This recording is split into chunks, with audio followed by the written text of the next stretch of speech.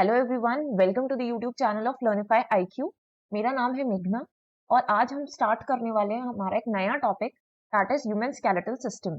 इससे पहले के लेक्चर में हमने कवर किया था एक्सक्रीटरी सिस्टम। उसका हमने पार्ट 1 देखा, पार्ट 2 देखा।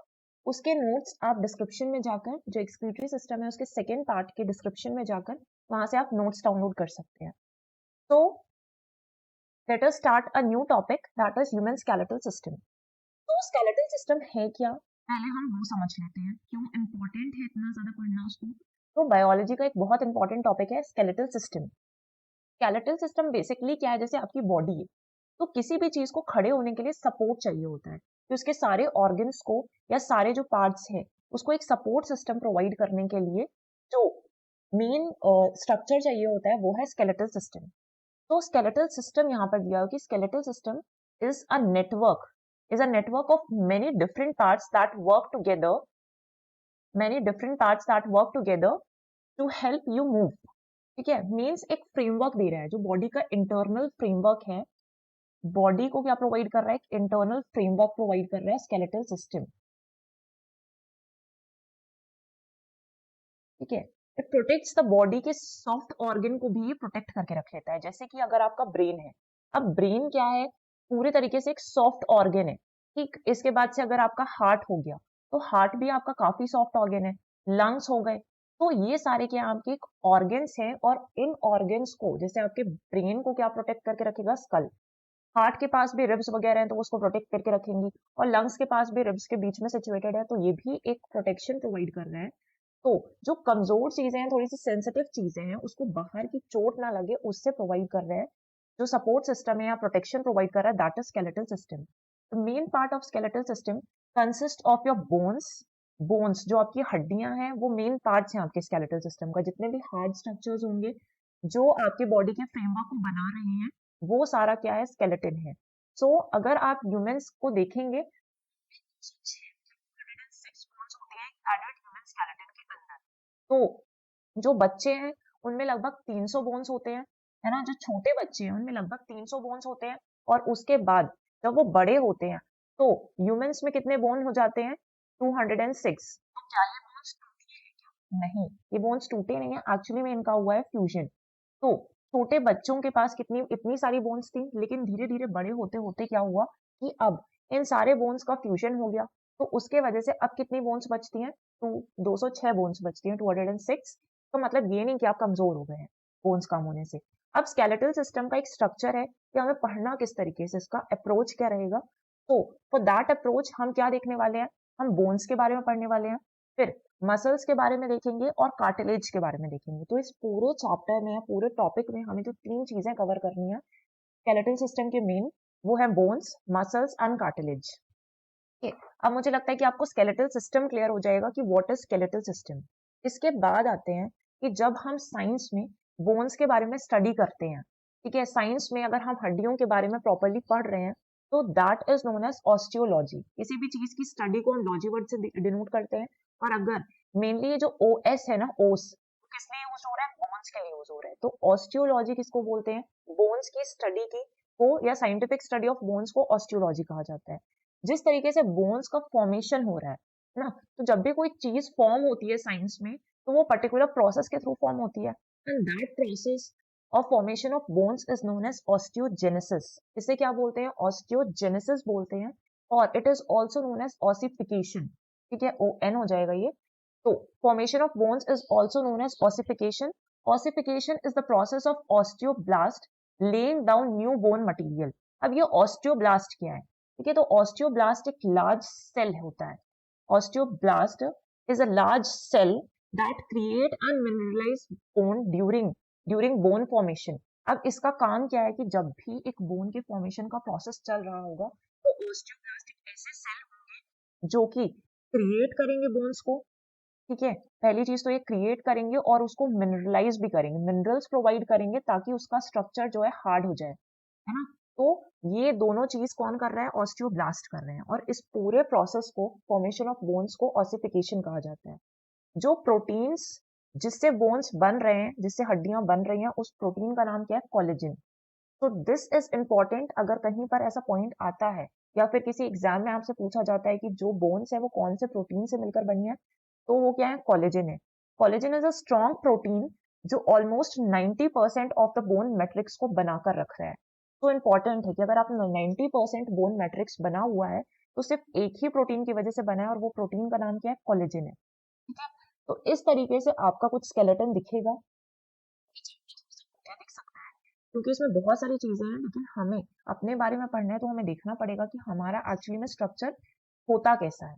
ठीक है, तो हम मेनली दो इसको पार्ट्स में डिवाइड करके पढ़ने वाले हैं। एक होता है एक्सिल एक्सिल स्केलेटल सिस्टम, ठीक है, एक्सिल स्केलेटल सिस्टम पढ़ेंगे, और दूसरा पढ़ेंगे peripheral skeletal system.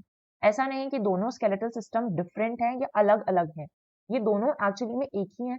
Axle part में क्या होगा कि हम मेन एक्सिस में पढ़ेंगे, तो जो सेंट्रल पार्ट है, जैसे आपका स्कल है ना, ये सेंट्रल पार्ट जो होगा, इस पूरे पार्ट को हम क्या बोलेंगे कि एक्सिल स्केलेटल सिस्टम है।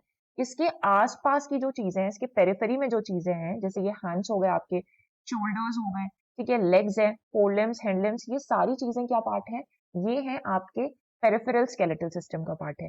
ये हमने उसको फ्रंट साइड देखा, फ्रंट साइड से जब हम देखेंगे तो उसको हम वेंट्रल पार्ट कहेंगे।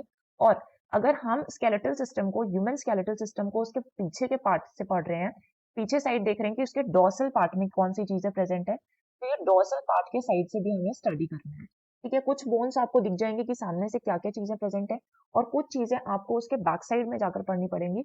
तो we are going to study skeletal system mainly in two subheadings, that is axial skeletal system and the other one is peripheral skeletal system. So moving further, हम देखते हैं कि हमारे जो मिनरल्स प्रेजेंट है, actually में जो मिनरलाइज कर रहा था बोन को, वो कौन से मिनरल्स प्रेजेंट है, कैल्शियम कार्बोनेट, CaCO3 होता है, ये बहुत ही इंपॉर्टेंट है। एंड दूसरा है आपका कैल्शियम फॉस्फेट, है ना, तो कैल्शियम कार्बोनेट और कैल्शियम फॉस्फेट मिनरल्स हैं जिस जो कि बोन्स में प्रेजेंट है। और इन मिनरल्स का बेसिकली काम क्या है कि इस मिनरल्स के वजह से ही आपकी बोन्स हार्ड होती हैं। ठीक है, तो due to these minerals bones becomes hard. Number of हम बोन्स ऑलरेडी डिस्कस कर चुके हैं कि एडल्ट्स में 206 है और चिल्ड्रन में 300। अब बोन्स को हमने देखा अभी कि हमें एक सेंट्रल पार्ट पढ़ना है जो कि आपका एक्सियल स्केलेटल सिस्टम है, और उसके साइड की पेरिफेरीज पढ़नी है, which is also known as appendicular skeletal system, or you can write simply as peripheral skeletal system. Okay, तो यहाँ पे हो गया आपका पेरिफेरल स्केलेटल सिस्टम। अब जब स्केलेटल सिस्टम की बात आती है ना, तो इसमें टोटल 80 बोन्स पढ़नी है, 80 बोन्स प्रेजेंट होंगे इसमें। यहाँ पर देखते हैं, ठीक है, तो यहाँ पे जो मेन पार्ट है दैट इज आपका स्कल। पहला पार्ट क्या पढ़ना है, स्कल वाला पार्ट पढ़ना है, ये ऊपर सबसे, तो ये हो गया आपका स्कल।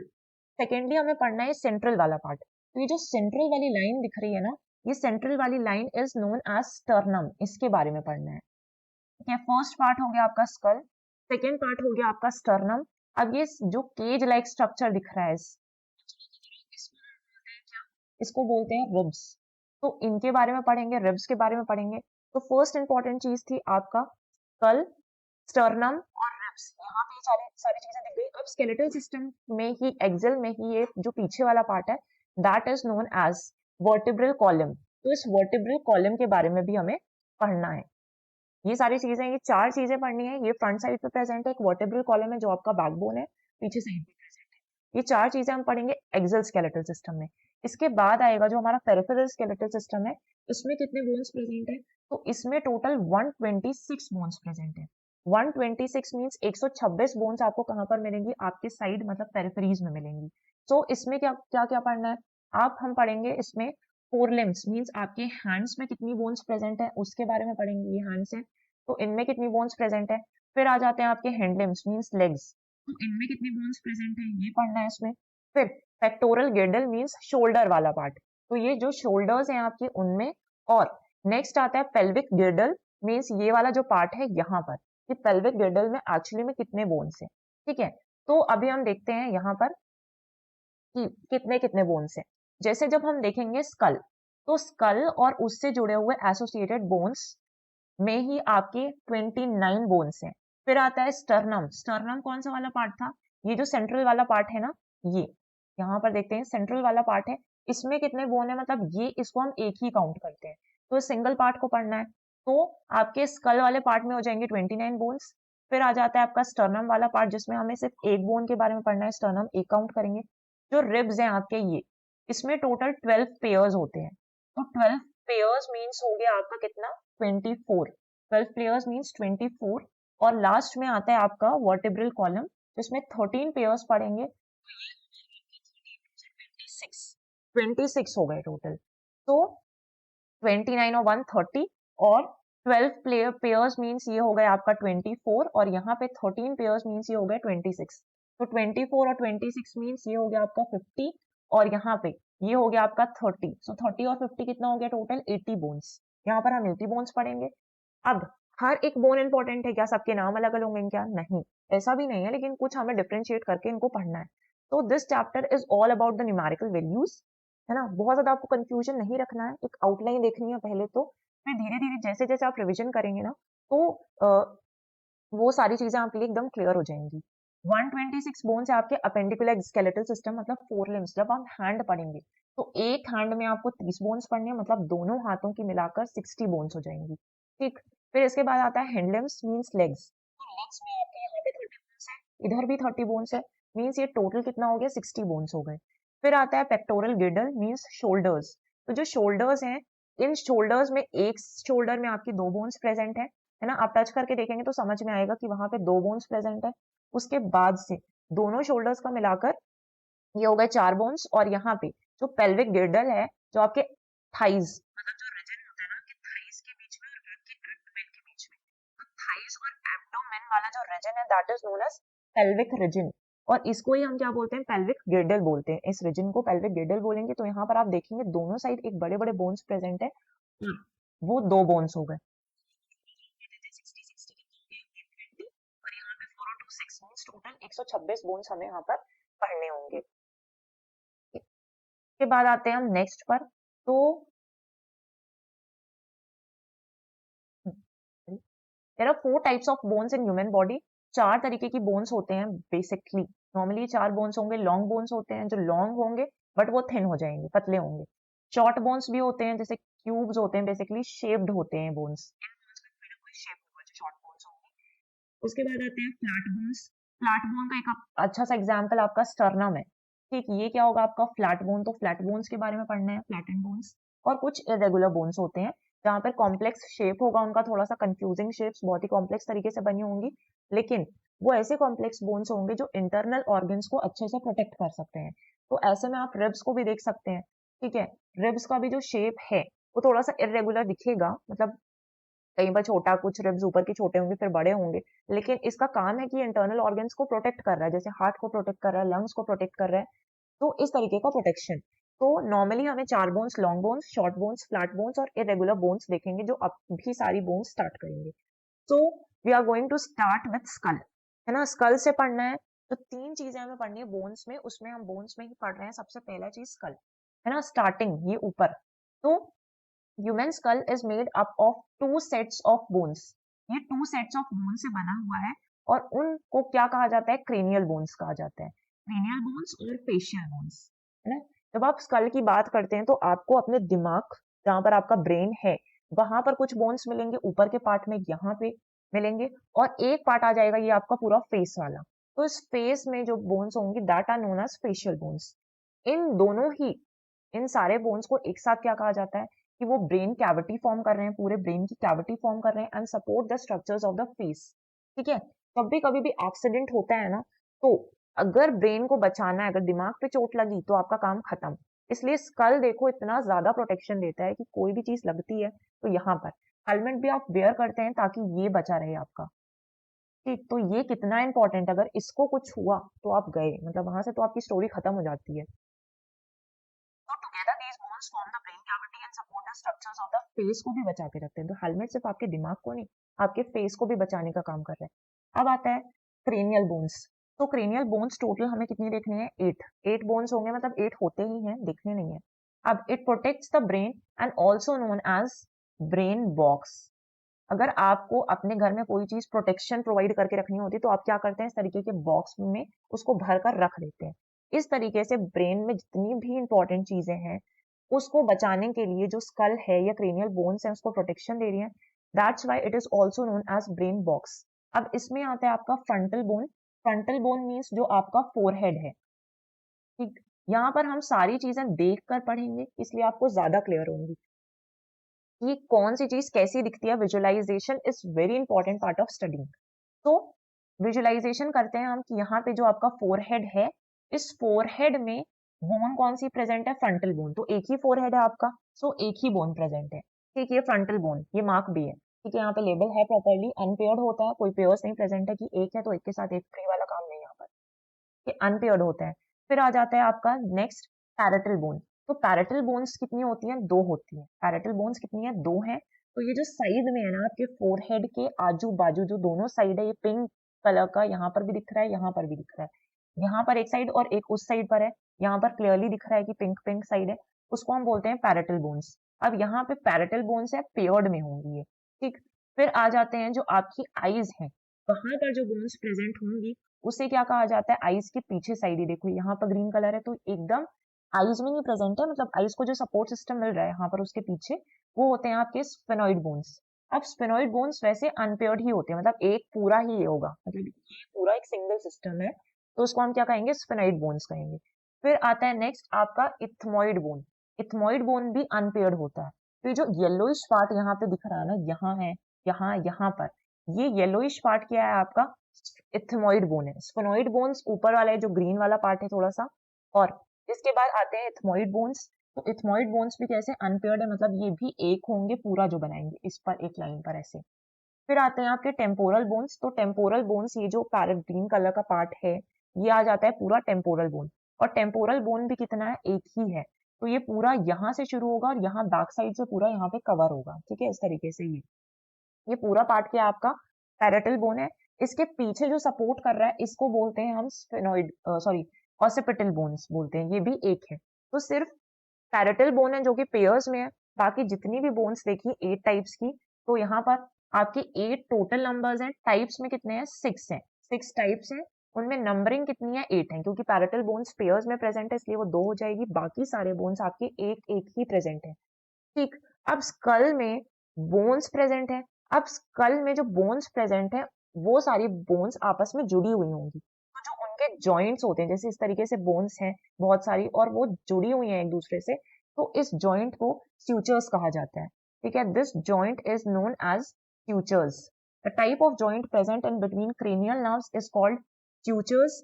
एंड ये स्यूचर्स जो है वो एक तरीके का फाइब्रस फाइब्रस इमूवेबल जॉइंट है। आपका स्कल मूव नहीं करता है ना, तो इमूवेबल मूवेबल इमूवेबल जॉइंट है, ठीक, जो कि आपका सिर्फ और सिर्फ स्कल में प्रेजेंट है। ऐसे जॉइंट्स जो होते हैं स्यूचर्स कहलाते हैं, वो कहाँ पर प्रेजेंट होंगे, सिर्फ आपके स्कल पे प्रेजेंट होंगे, और ये इमूवेबल होते हैं, ठीक। तो ये सारे बोन्स हमने यहाँ पे डिस्कस कर लिए कि क्रेनियल बोन्स में जो भी बोन प्रेजेंट होंगी वो आपकी ब्रेन को प्रोटेक्ट कर रहे हैं, and that's why they are known as brain box.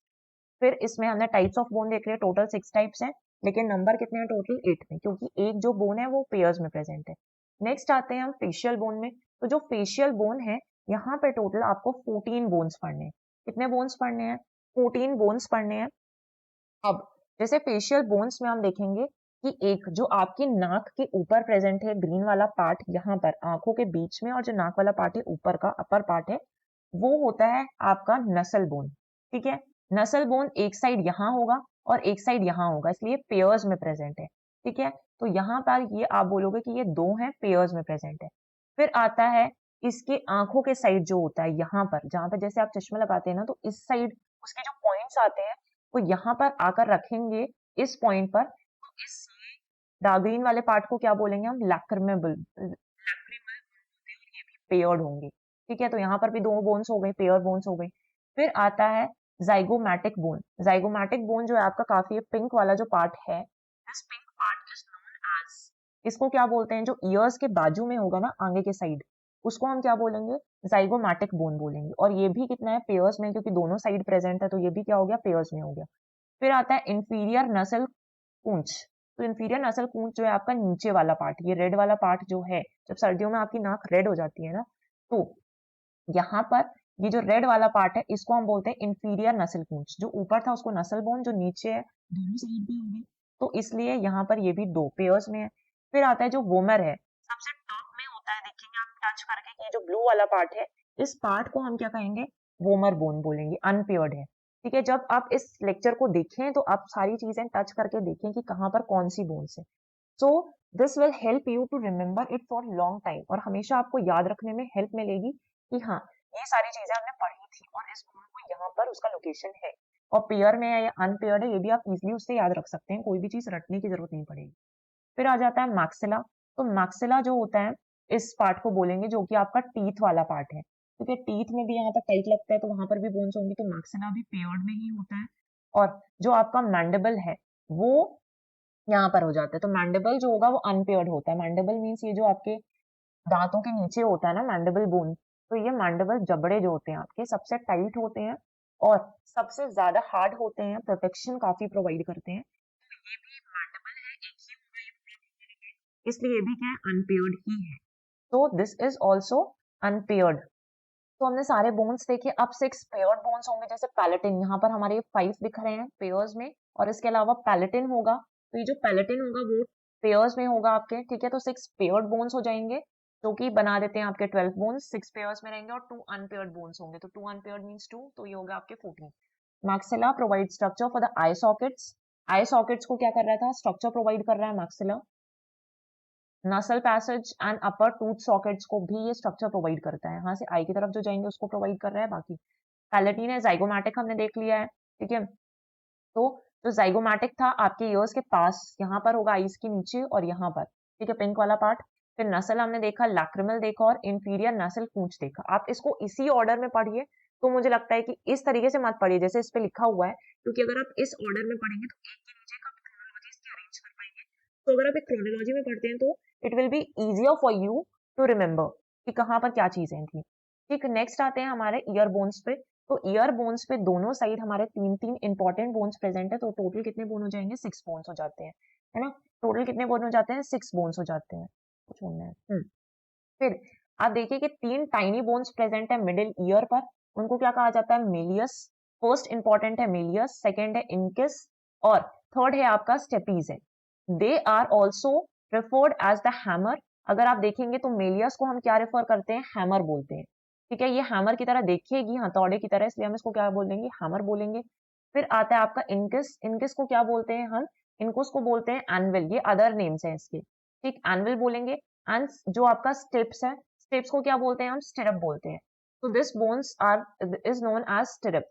तो आपको याद रखने हैं, क्योंकि कहीं पर इसके डिफरेंट नेम भी शायद ये ना लिखा हो और लिखा हो हैमर, एनविल और स्टिरप, ये कहाँ पर प्रेजेंट है, तो तीनों ही आपके कौन से बोन है, ईयर बोन है। ठीक, तो यहाँ पे ये बोन्स कनेक्ट करती हैं टिम्पेनिक मेम्ब्रेन को इनर ईयर से। बाहर ये जो मेम्ब्रेन प्रेजेंट है, यहाँ से पूरे इनर ईयर तक लाने को बाहर ये है, और इसके अंदर तक जाने के लिए आपको कनेक्शन प्रोवाइड करती हैं सारी bones, allowing for the transmission of sound waves. कि आपने बाहर यहाँ से कोई साउंड वेव्स आ रहे हैं, अब ये साउंड वेव्स जो है ट्रैवल करेंगे और ट्रैवल करके ये जाएंगे आपके ईयर पर, तो इसको हेयर करने के लिए, उसके प्रोसेस के लिए अंदर जाना पड़ता है। तो वो जो प्रोसेस है, वो ये सारे साउंड वेव्स जब अंदर ट्रैवल करेंगे तभी वो प्रोसेस होगा ना। तो ये फाइनली देखो कोचलिया में आता है, और कोचलिया क्या करता है, इसको साउंड वेव्स को इलेक्ट्रिकल इम्पल्सेस में कन्वर्ट करता है, जो कि फिर आपके ब्रेन तक जाती हैं, और ब्रेन इसको प्रोसेस करके बताता है कि हाँ, किस चीज का साउंड आया। आपको कोई भी थोड़ी भी चीज सुनाई देती है तो वो साउंड वेव्स ट्रैवल करके आ रही है, क्योंकि साउंड वेव्स जो आपके सारे मीडियम से ट्रैवल कर सकती हैं। तो जो आपके स्टेपीज हैं, वो स्मॉलेस्ट बोन है पूरे ह्यूमन बॉडी का। ठीक है, स्मॉलेस्ट बोन है आपके ह्यूमन बॉडी का भी स्मॉलेस्ट बोन है, इसलिए आपको ये चीज याद रखनी है। अब इसमें देखते हैं पूरा आपका, जैसे कि यहाँ पर एक बहुत बड़ा सा समुद्र है, कोई रिजर्वियर है। अब यहाँ का पानी जो है, यहाँ का पानी दूसरी जगह से किसके थ्रू ट्रैवल करेगा, कैनाल के थ्रू ट्रैवल करेगा। तो इस तरीके से आपके ये जो बाहर वाला पार्ट है, इसकी यहाँ पे ईयर में इस तरीके जो आपको व्हाइट व्हाइट दिखता है यहाँ पर, तो वो हो जाता है आपका पिन्ना, इसको क्या कहते हैं, पिन्ना। फिर इसके बाद से आता है यहाँ से जो साउंड वेव्स इधर टकराएंगी, यहाँ टकराएंगी, यहाँ टकराएंगी, फिर वापस वो अंदर जाएंगी ना, तो किसके थ्रू ट्रैवल करती हैं, ईयर कैनाल के थ्रू ट्रैवल करती हैं। बाहर हो गया ये वाला पार्ट आपका आउटर ईयर। फिर ये जो बीच वाला पार्ट है, इसको हम क्या कहेंगे, यहाँ से यहाँ तक मिडिल ईयर, और अंदर आ जाता है इनर ईयर। तो ये इंपॉर्टेंट पार्ट है, क्योंकि जो कोचलिया वाला पार्ट है वही साउंड वेव्स को इलेक्ट्रिकल इम्पल्सेस में कन्वर्ट करता है। 3 बोन्स पढ़ने हैं यहाँ पर, तो वो है मेलियस। ये जो हैमर की तरह दिख रहा है ना, उसको हम बोलेंगे मेलियस, ऐसे हैमर जैसे दिख रहा है। इसके ये है ना, ये वाला पार्ट जो है, बस ये हैमर की तरह दिख रहा है, उसको मेलियस बोलेंगे। फिर आ जाता है आपका इनकस, और इनकस के अंदर आ जाता है आपका स्टेपीज आता है।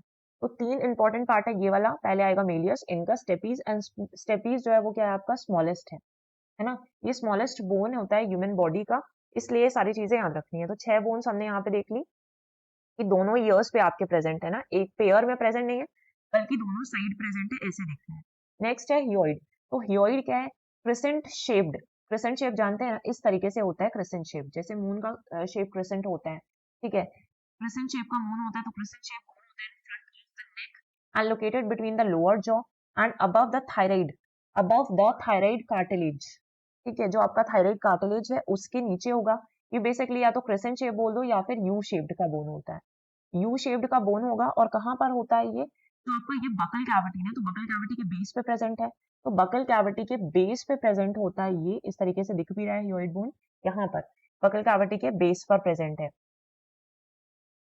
So it is also known as tongue bone. इसको और आप क्या कह सकते हैं? टंग बोन भी कह सकते हैं, because it is present at the base of the buccal cavity. Buccal cavity क्या आपका माउथ है, उसके बेस में प्रेजेंट है, यू शेप्ड का या क्रेसेंट शेप का है, in front of the neck, neck के एकदम सामने जहां पर आपका थायराइड ग्लैंड होता है ना, बस वहीं पर, है ना। उसके बाद आ जाता है नेक्स्ट आपका स्टर्नम बोन। अब स्टर्नम बोन हमने देखा था कि फ्रंट पे है, कितने होते हैं? या सिर्फ एक होता है? हमने देखा था ना पेयर्स प्रेजेंट है कि नहीं, तो ओनली वन, क्योंकि ये फ्रंट साइड पे है, ये जो आपका ये पार्ट दिख रहा है स्टर्नम बोन। और इसमें हम देखेंगे किस तरीके से स्ट्रक्चर बनता है, ठीक। तो let us take a blank page, और उसमें हम देखते हैं कि ये जो स्ट्रक्चर आपको बनाना भी है और ये चीजें आपको याद भी रहेंगी कि लॉन्ग टर्म में जब आप ये पढ़ेंगे, तो अगर आपको अपने नोट्स में कहीं पर भी मार्क करना है तो इस तरीके से दिखेगा, ठीक। तो स्टर्नम बोन को अगर हम लोकेशन देखें तो इस तरीके से कुछ आपका बनेगा, यहाँ है, फिर ये, इसके बाद से को ड्रॉ कर लेते हैं कि ये आपका स्ट्रेट है,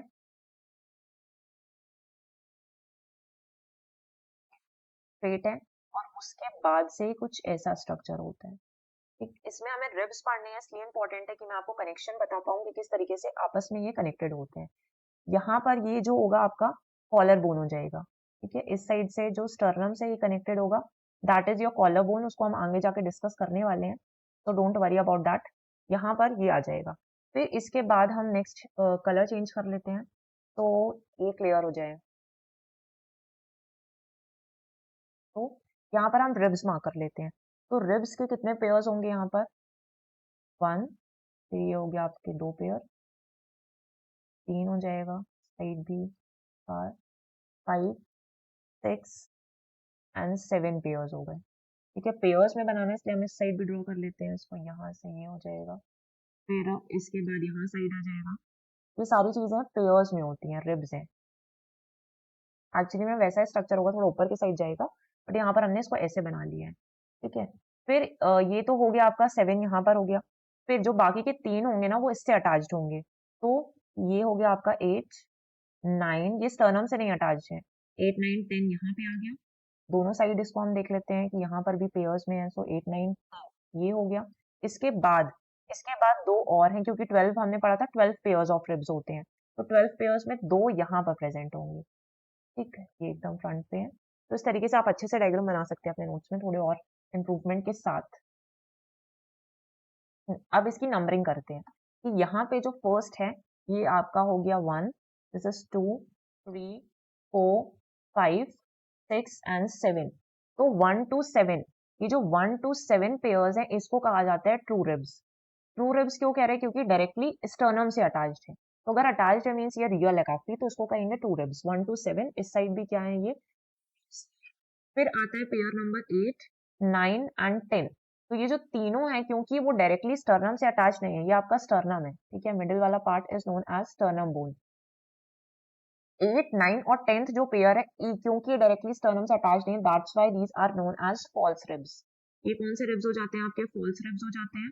और जो आपका यहाँ पर भी सेम चलेगा, ठीक है। 8, 9, 10th क्या हो जाएंगे? आपके फॉल्स रिब्स हो जाएंगे। इसके बाद जो नीचे है, क्योंकि वो एकदम इंडिपेंडेंटली फ्लोट कर रहे हैं, यहाँ पर रखे हुए हैं, तो ये बनेगा आपका 11th, और ये वाला हो जाएगा 12th।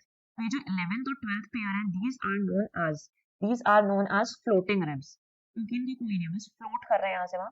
मतलब ऐसा भी नहीं कि हम वहाँ फ्लोट कर रहे हैं, बट प्रेजेंट है, और इसलिए इनको यहाँ पे प्रेजेंट किया मतलब नाम दिया जाता है कि फ्लोटिंग रिब्स है। तो हमने देखा जो 1 to 7 है, they are connected to the sternum, that's why they are known as true ribs. 8th, 9th and 10th pair, because they are not directly connected with the sternum, so they are known as false ribs. And 11th and 12th pairs are known as floating ribs. Same labelling इस side भी आएगी क्योंकि ये pairs में है ना, इसलिए हमें अलग अलग नहीं पढ़ना है। तो यहाँ पर मैंने आपको बता दिया, इस पूरे डायग्राम का एक क्रक्स वहां पर समझा दिया है, ठीक है। अब ये इसको हम ब्रेस्ट बोन भी कहते हैं क्योंकि यहाँ ब्रेस्ट के साइड में प्रेजेंट है, इसलिए हम स्टर्नम को ब्रेस्ट को प्रोटेक्शन देता है, इसलिए ब्रेस्ट बोन भी कहते हैं। It is long flat bone का मैंने बताया था कि स्टर्नम अच्छा example in the middle of the chest पे प्रेजेंट है। टी शेप का है, दिख ही रहा है आपको किस तरीके से, और यहाँ पे ये टी शेप का हो गया है ना। तो ये टी शेप, या फिर इसको ही ले लो कि यहाँ से भी अगर आप शुरू करोगे तो टी शेप का है।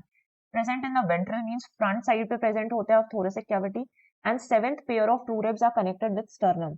7 पेयर मींस 1 से लेकर 7 तक जो है पेयर्स, वो 7th तक आपका स्टर्नम से कनेक्टेड है। तो स्टर्नम देख लिया। रिब्स डिस्कस कर लेते हैं कि flat curved strips of bone that form the bony framework of the thoracic cavity. Ribs भी हम देख चुके हैं, तो हम पढ़ लेते हैं कि जो ऐसे ऐसे हैं वो रिब्स हैं, ठीक है। They are attached to the vertebrae at the back, है ना। बैकबोन जब हम पढ़ेंगे तो वो बैक साइड पर है ना। स्टर्नम आपका फ्रंट साइड पे याद रखना है। वर्टिब्रल कॉलम या वर्टिब्रेस जो पढ़ेंगे वो बैकबोन है आपका। Attached to the vertebrae at the back and to the breast bone at the front to form the rib cage. एक पूरा केज लाइक स्ट्रक्चर बन रहा था।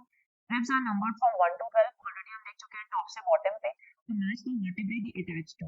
1st to 7th pair of ribs are attached to sternum in ventral part of the body, तो उसको हम कहेंगे true ribs कहेंगे। यहाँ पे शायद 8th, 9th और 10th का मेंशन नहीं है, तो यहाँ पर आप ऐड कर लीजिएगा कि 8th, 9th और 10th पेयर, इनको क्या कहा जाता है, फॉल्स रिब्स कहा जाता है। They are known as false ribs, मैंने एक्सप्लेन कर दिया है, तो you can add this to your notes. इस स्लाइड में थोड़ा मिसिंग है यहाँ पर। फिर 11th और 12th pair of ribs are free in ventral part, और उसको कहते हैं हम फ्लोटिंग रिब्स, ठीक है। 11th और 12th pairs of ribs are known as floating ribs. तो और उसके बाद से हम रिब केज भी देख लेते हैं, ठीक है। रिब केज यही है, ये जो डायग्राम मैंने एक्सप्लेन किया ना, वही है कि 1st से 7th तक इसको कहेंगे टू रिब्स। यहाँ पर ओके, यहाँ पर है प्रेजेंट, ठीक है, फॉल्स रिब्स है। और ये जो नीचे वाले पार्ट हैं आपके T11 और T12 से मेंशन किया है इसको, ये हो जाते हैं आपके फ्लोटिंग रिब्स। स्टर्नम मार्क है, बाकी सारी चीजें हैं, ये उतना इंपॉर्टेंट नहीं है, बस पता होना चाहिए कि स्टर्नम मेनली है क्या, है ना। ये भी उतना इंपॉर्टेंट नहीं है, अगर आप नहीं भी मार्क करेंगे इसको तो भी जरूरी नहीं है। तो ये हमने आज चीजें डिस्कस कर ली हैं, बहुत सारी चीजें डिस्कस की। थोड़ा सा कॉम्प्लेक्स चैप्टर है, न्यूमेरिकल वैल्यूज है, तो उसकी वजह से आपको मे भी कॉम्प्लेक्स लग रहा होगा, बट इजी है। अगर आप विजुलाइज करके पढ़ेंगे देन एवरीथिंग इज इजी, और एक दो बार रिविजन करने में आपको बहुत अच्छे से क्लियर हो जाएगा। तो ये सारी चीजें हमने डिस्कस की, स्कल पढ़ा, फेशियल बोन्स पढ़े, क्रैनियल बोन्स पढ़े, ह्यूमरॉइड पढ़ा, ठीक है। ह्यूमरॉइड के बाद स्टर्नम बोन डिस्कस की, और रिब्स, रिब से बना हुआ रिब केज डिस्कस कर लिया आज। तो ये बहुत सारी चीजें होंगी यहाँ पर। अब जो बाकी की चीजें बची हुई हैं, अभी भी काफी सारी चीजें हैं बताने के लिए, तो वो हम नेक्स्ट लेक्चर में डिस्कस करने वाले हैं।